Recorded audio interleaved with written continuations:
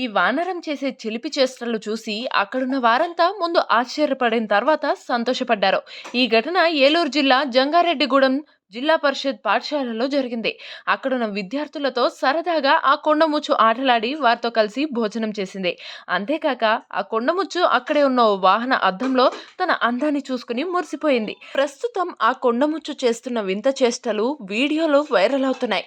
అక్కడే ఉన్న కొందరు ఆ కొండముచ్చు చేసిన చిలిపి చేష్టలను తమ సెల్ ఫోన్లలో వీడియోలు తీయడంతో అవి ఇప్పుడు వైరల్ గా మారాయి. మధ్యాహ్నం సమయంలో జంగారెడ్డిగూడెం హై స్కూల్ దగ్గరకు ఓ కొండముచ్చు వచ్చింది.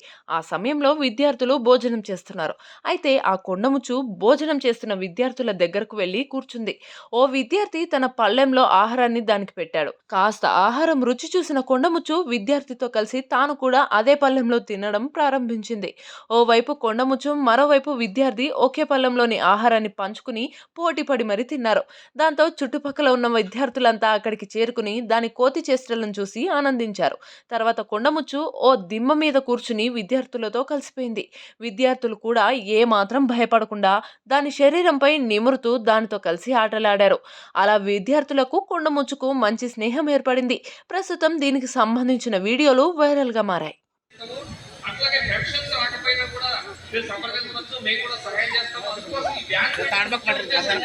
పట్టణాల్లో వార్డులో తిప్పి ప్రభుత్వం ఏం చేస్తుంది అంటే ప్రజలు